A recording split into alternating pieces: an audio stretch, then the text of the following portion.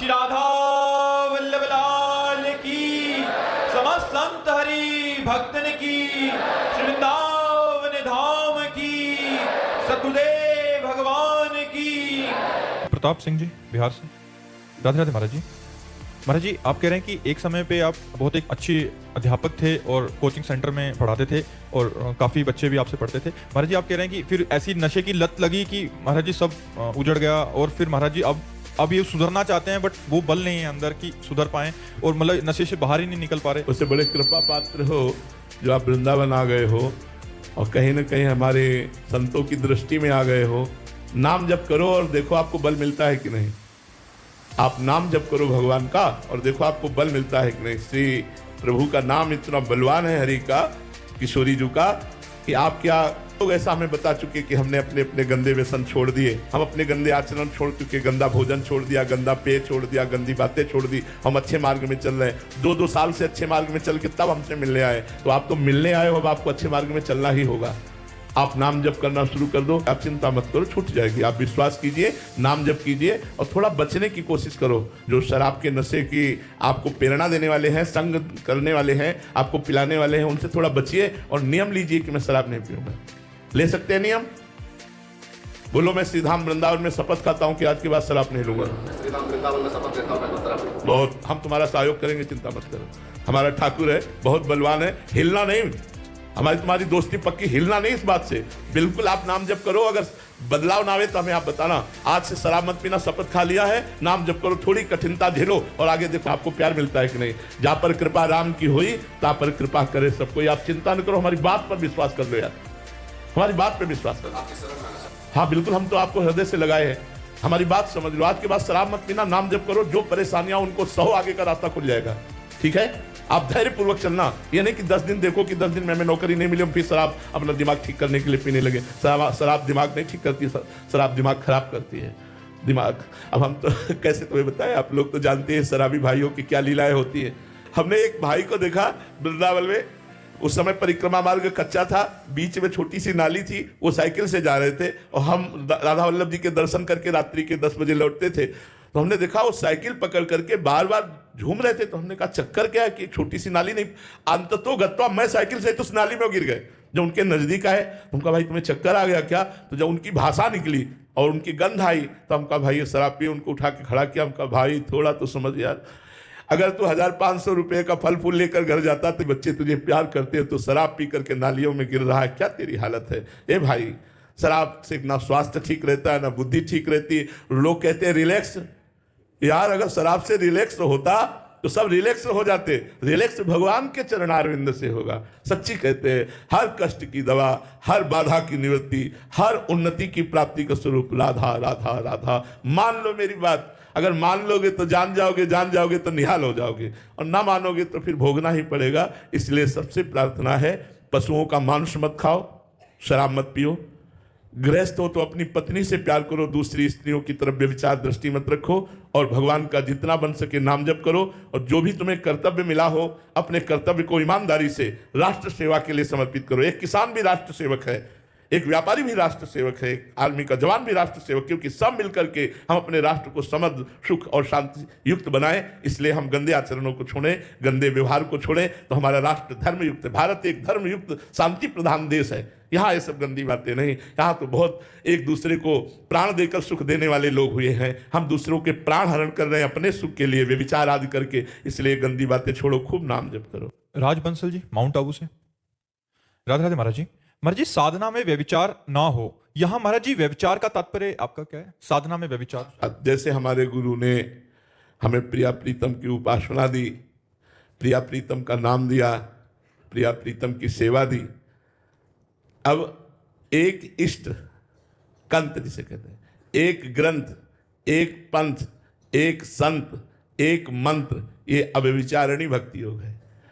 अपने गुरु में पूर्ण अपार भगवत स्वरूप श्रद्धा, गुरु प्रदत्त मंत्र में अपार श्रद्धा, गुरु प्रदत्त मार्ग में ही चलना, गुरु से निर्धारित ग्रंथ का ही स्वाध्याय करना और गुरु को ही सर्वस्व मानते हुए गुरु स्वरूप इष्ट में पूर्ण तल्लीन होना, ये अव्यभिचारिणी भक्ति है। व्यभिचारिणी भक्ति है आज इसको, कल उसको, परसों उसको भजा, नरसों उसको भजा, जहाँ जैसा काम आया वैसे हमने प्रार्थना कर दी, तुम्हें लड्डू का भोग लगा देंगे, तुम्हें ये सब। अबे विचारणी भक्ति योग का होता है अनन्य योगेन, अनन्य योग के द्वारा भगवान की उपासना करना। जैसे मीरा जी कहती हैं, मीरा जी को जब विवाह पद्धति से अपने ससुराल में प्रवेश होता है तो वहाँ की प्रथा थी देवी पूजन की। तो सास नंदरानी आदि ने कहा कि आपको देवी पूजन करना पड़ेगा। उन्होंने कहा नहीं, मैं देवी पूजन नहीं कर सकती। क्यों? मेरे तो गिरधर गोपाल दूसरों न कोई, जाके सिर मोर मुकुट मेरो पति सोई। अब सर झुकेगा तो गोविंद के आगे, गोपाल के आगे, बस। जैसे गोस्वामी जी कह रहे, बने तो रघुवर ते बने, बिगड़े तो भरपूर, तुलसी अवरन ते बने, ताबनी में पे धूर। ये अनन्यता ही अव्यय विचारणी भक्ति है। अपने इष्ट के नाम रूप लीला धाम में अनन्य हो जाना। सब रूपों में हमारे ही इष्ट हैं, पर हम अपने इष्ट जो गुरु प्रदत्त नाम रूप, इसे अव्यय विचारणी भक्ति कर। व्यभिचार भक्ति में जो जब जैसा मनाया वैसे आचरण कर लिए, जब जैसा मनाया उसके समीप जाकर के झुक गए, उससे कामना की, उससे चाहत की। अव्यय विचारणी भक्ति योग बहुत सम्माननीय और बहुत ही प्रार्थनीय है, भगवान की कृपा से प्राप्त हो। इसे अनन्य भक्ति योग कहते हैं और भगवान गीता जी में बहुत बार इसकी मांग की है। अनन्य चिंतयन्तो माम, भगवान कहते हैं ये जना परिपासते तेसाम नित्याभियुक्ता नाम योगक्षेम भावना अनन्य चेता सततम यो माम स्मृति नित्य सा तस्याहम सुलभा पार्थ नित्य युक्त योगिना। भगवान ने बहुत बार अनन्य चिंतन की बात कही। मन मना भव मद भक्तो माध्यादि माम नमस्कुरु। इसलिए अव्यय विचारणी भक्ति योग का मतलब एक भगवान के नाम रूप लीला धाम में आसक्त हो जाना। सुहानी जी राजस्थान से, राधे राधे महाराज जी। महाराज जी, क्रोध अथवा आवेश में क्या अंतर है? आवेश क्षणिक होता है, क्रोध स्थायी होता है, उसके प्रति द्वेष कर देता है। आवेश का मतलब किसी क्रिया की प्रतिक्रिया में एक क्षण के लिए वो फिर वो शांत हो गया। और क्रोध उसका मनन चिंतन करके, उसके दोषों का चिंतन करके चलता रहता है हृदय, और उसके प्रति द्वेष बुद्धि हो जाती है, उसके प्रति नफरत बुद्धि हो जाती है। आवेश तत्कालिक होता है। ये प्रायः साधकों में होता है। जो अच्छे संत होते हैं, साधक होते हैं, उनके शिष्यों के द्वारा या उनके अनुयायियों के द्वारा यदि धर्म विरुद्ध कोई आचरण हुआ तो क्रोधावेश होता है, क्रोध नहीं होता है। अंदर से वो जलते नहीं हैं, लेकिन उसके सुधार के लिए वो क्रोध का नाटक करते हैं, वो आवेश धारण करते हैं। और ऐसा तो वो थोड़ा भय प्रदान करेंगे, कटुवचन, लेकिन उनके हृदय में कोई द्वेष नहीं, उसके प्रति कभी बुरा नहीं सोचेंगे, कभी अहित नहीं। लेकिन क्रोधी बुरा कर देगा, बुरा सोचेगा, नफरत करेगा, उससे द्वेष करेगा, स्वयं जलेगा और दूसरे को जलाएगा। ये क्रोध बड़ा त्याग करने योग्य बात है। ये क्रोध बहुत हानि पहुंचाता है अपने हृदय को भी और दूसरे को भी। क्रोध से हिंसा तक हम बढ़ जाते हैं। अगर क्रोध अपने स्वरूप में आ जाए तो हम दूसरे की हिंसा भी कर देते हैं। आवेश तत्कालिक होता है, उससे किसी का हानि नहीं होती, किसी का बुरा नहीं होता। शारदा सोनी जी कोलकाता से, राधे राधे महाराज जी। महाराज जी, एक चौपाई आती है कि निर्मल मन जन सो मोहि पावा, मोहि कपट छल छिद्र न भावा। महाराज जी, ऐसा कैसे बना जाए? भगवान के नाम में बहुत बड़ी सामर्थ्य है। जितना नाम जब करोगे और भगवान की कथा सुनोगे तो मन का मल जर जाएगा, ममता मल जर जाए। ये जो मोह ममता है, भोगों की वासना है, छल कपट है, जहां नष्ट हुआ तो मन निर्मल हो जाता। सारा खेल तो इसी का है। अरे बहुत कठिन है, मन निर्मल कर पाना बहुत कठिन है। इसलिए हम जैसे पतित हैं भगवान की शरण में, यही बात हमें अच्छी लगती है। हम मन को निर्मल करके भगवान को समर्पित कर पाए। यार बच्चापन से लगे हैं, एक सेकेंड इसकी बागडोर ढीली हुई कि वही संसार, वही भोग था, वही नरक। बहुत दुष्ट है। वैसे तो भगवत स्वरूप है, इंद्रियाणाम मनस्यास्मि, लेकिन आचरण बहुत दुष्ट है इसके। इस पर शासन करते हुए भगवान का नाम जप किया जाए और जीवन भर कभी अपने को सिद्ध ना मान ले, नहीं तो ये पतित कर देगा। जीवन भर डरा जाए कि कहीं हम धर्म विरुद्ध आचरणों में ना फंस जाएं तो निकल जाएगा। एक संत भगवान भिक्षा मांगने जाते थे तो गांव के किनारे एक वैश्या का घर था। वो पूछती है, बाबा तुम्हारी दाढ़ी पवित्र कि मेरे बकरे की दाढ़ी अच्छी? वो कुछ नहीं बोलते। एक दिन वो बहुत बीमार थे, मरने का समय आया। उन्होंने अपने शिष्यों से कहा उस बेटी को बुलाओ, और वैश्या को बुलाया, कहा बेटी मेरी दाढ़ी पवित्र।